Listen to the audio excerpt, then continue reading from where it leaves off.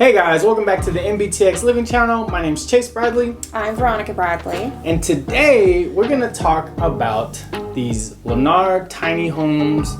They're popping up, they're in the news. Actually, one of our videos made the New York Post, which is kind of crazy. Yeah, so our YouTube video was in the article.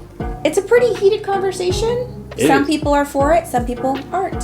Yeah, it's a very polarizing topic. Let's just say that. People either love those houses or they hate them. They're like, hey, these houses are too small, they cost too much. Like, I don't see anybody in the middle. You hate it or you love it. And that's what we're gonna talk about here today. You see a lot of people that really just hate the idea of paying for a tiny home. Some people even go as far as saying the American dream is dying. While I would agree that house prices are getting to be unattainable for the average person, we're really on the fence when it comes to these tiny home communities. These tiny homes range from $120,000 all the way up to $170,000. And while they're not the cheapest homes on the market, they are definitely move-in ready and come with a home warranty. While we have said this in the past, these homes are not the final answer to a housing crisis, but are definitely an answer to help people obtain affordable housing in this area. So if you've already crossed these tiny homes out of your mind, there's no way that you're gonna be able to get these homes. You don't want them, you don't need them. Let's explore some other affordable options that people may be thinking about. So first off, let's talk about tiny homes. But Chase, I thought you said we're not going to talk about tiny homes. You're right. We're not talking about tiny homes that are built by some big box home manufacturer or something like that. We're talking about tiny homes that you can put together yourself. We're talking about tiny homes that you can buy from Lowe's, Home Depot, even Amazon. Amazon sells homes on their website. They ship it to you and you put it together yourself, or it's already assembled and you just put it on your land. So typically I've seen these houses range anywhere from $5,000 all the way up to $100,000 with a variety of different floor plans and sizes. So it really just depends on what you're wanting.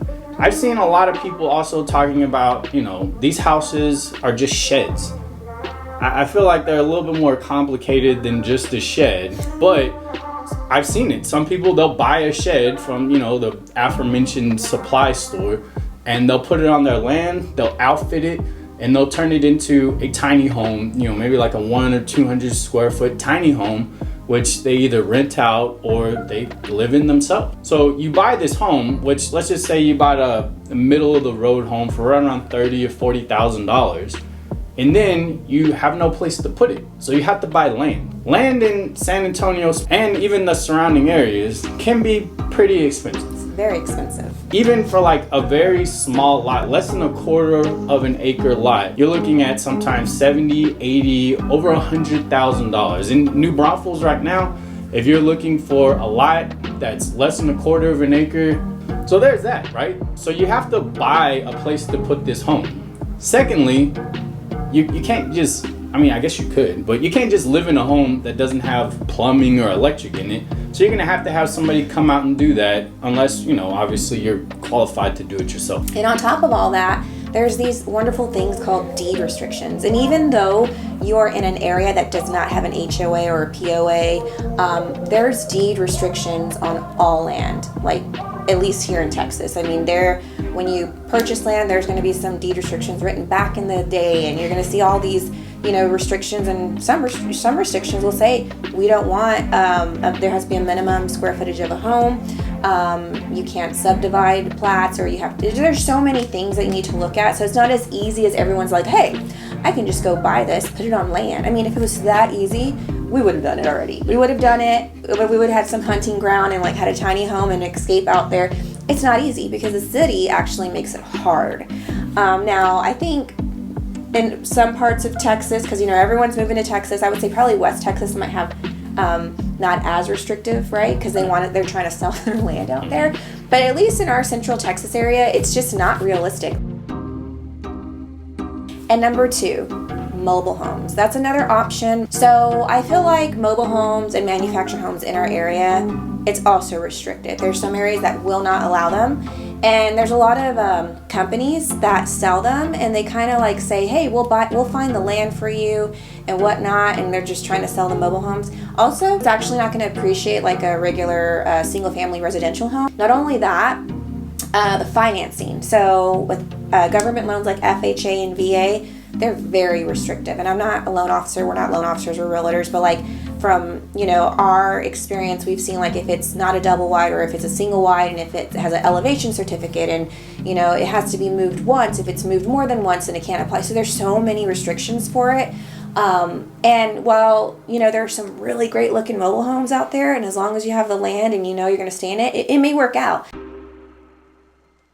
Number 3, shipping containers. I saw somebody put a comment on one of our videos and they said, hey, I could just buy a shipping container. I got you, man. You got to find land. If it's undeveloped land, you got to develop it. You got to put your water, sewage, electric. This is all assuming that, you're not just trying to rough it, right? Because obviously, we've seen that. We can put a tent anywhere and we can live like, nomads or whatever and be fine. But the thing is, shipping containers are not meant to be lived in. So you have to convert them into something that you can live in. So there's costs associated with doing that. So another thing that kind of revolves around, a shipping container is a company called Boxabl. So Boxabl came into kind of public eye when Elon Musk said that he was living in a Boxabl, which in all honesty, sounds kind of like a cool idea. It's a box house that's assembled off-site, and they can bring it, put it on your land. And remember, the same things need to apply, right? You need to have developed land, you need to have a place to put it, you need to have water, electricity, sewage, all those things. And again, we're assuming you want to be able to use the restroom inside, right? You could use the restroom outside wherever you want, but it might be a little bit uncomfortable when it's 120 degrees outside and you gotta use the restroom. You have to go dig a hole somewhere. Gotta go dig a hole to use the restroom, right? So that's kind of what, Boxables are about. But, realistically, Boxables, they're not that much cheaper, right? So if you look at them, they range anywhere from around $49,000 for a box, all the way up to around $100,000. And it really just depends on what you're putting inside of it, what extra features but you gotta remember, that's one room. That is one room. It's a box. It's a box. That's one room. So you can add extra things to it. So it's very modular in the fact that you can add extra boxes to it. You kind of customize your floor plan. Like those couches that you can put together and click. Like very modular. But with each one being $49,000 to $100,000, you're kind of, that cost savings is kind of going out the window, right? So the benefit of that is it's much quicker to set something like that up. And realistically, if you need temporary housing or you need quick housing, somebody can come in, bring a Boxabl, and you can already be living in it, assuming that, there's power, water, and sewage. That's going to be a reoccurring theme. You're going to see that along all the lines, right?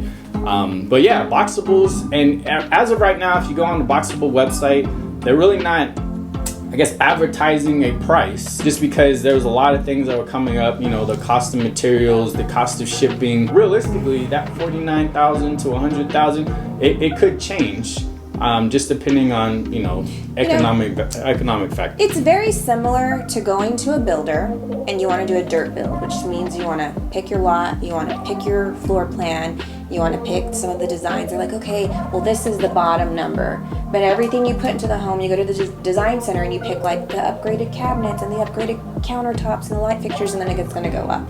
These Boxables are the same thing. It's just like on a different version of like tiny home and whatnot. And I thought, honestly, when he was talking about Boxables, I thought he meant Lunchable. Like, do I want a Lunchable?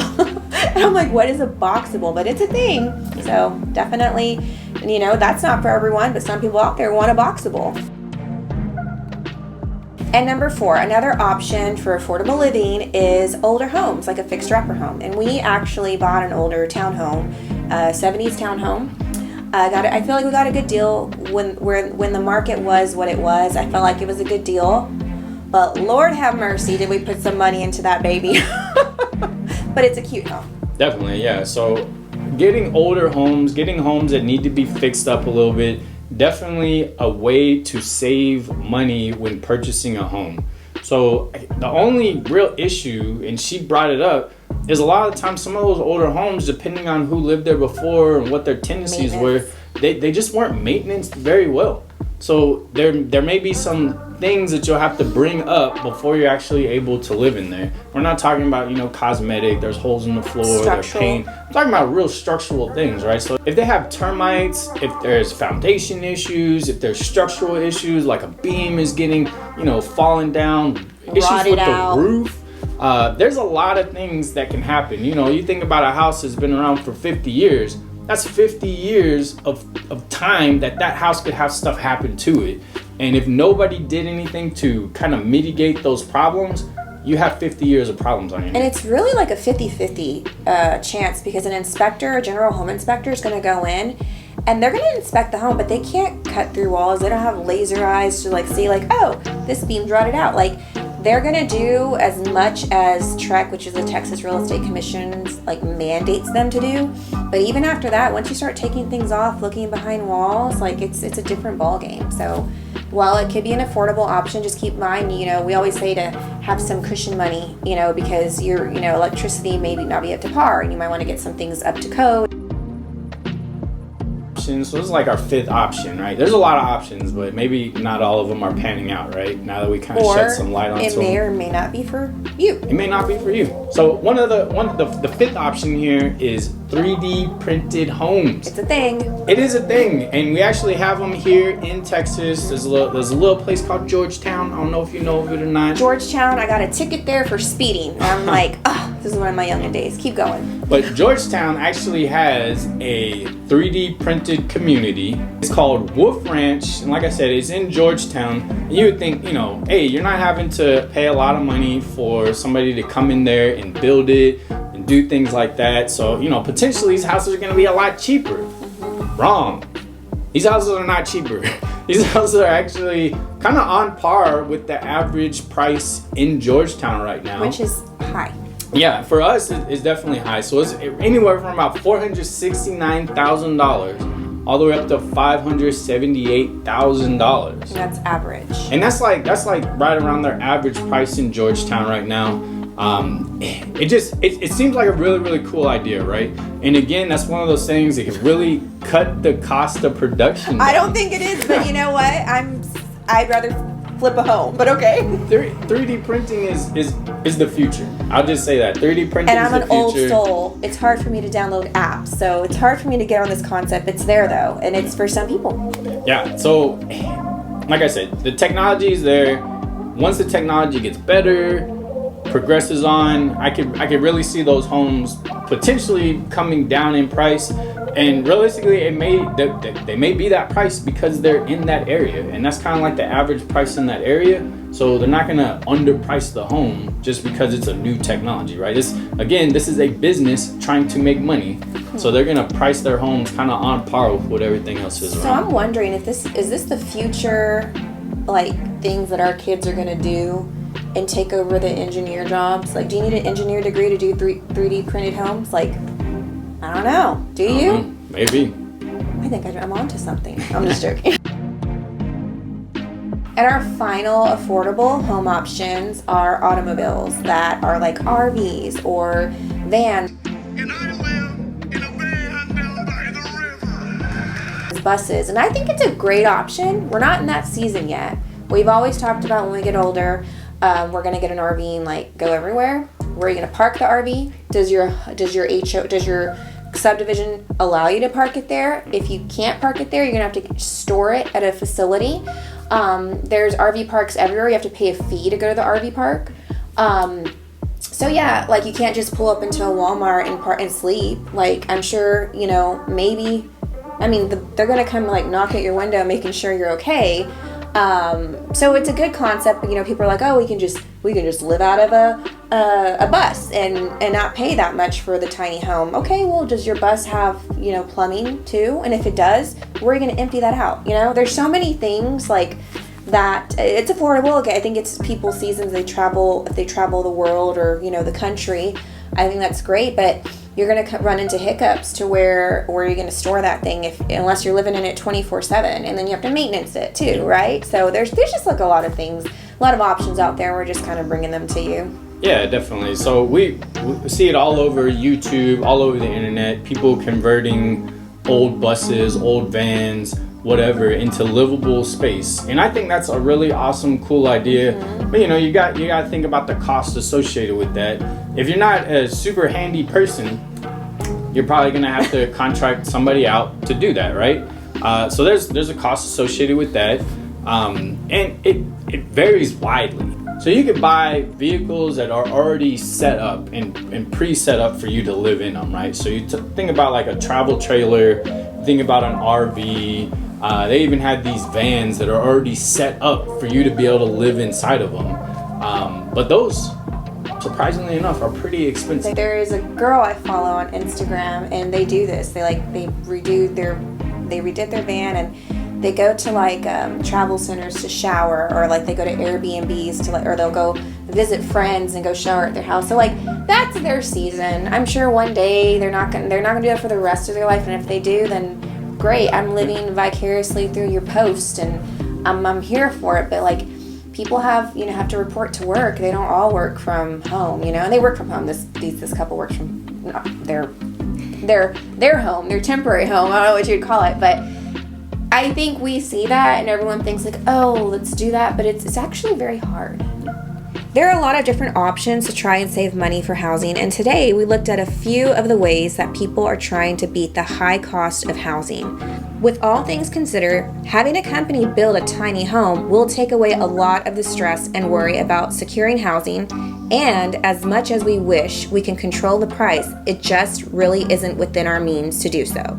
Well, that about wraps up our video, guys. I know there's probably different options out there that other people know about, and maybe we just didn't include them on this video. If you know about something that's just a game-changing, life-changing option that can help people get into housing, leave it in the comments down below. We definitely want to know about it. If you like this video, definitely consider subscribing.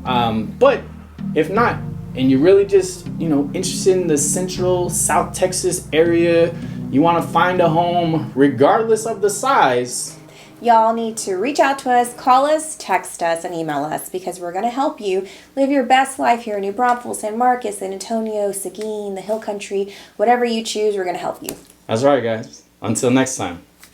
Bye.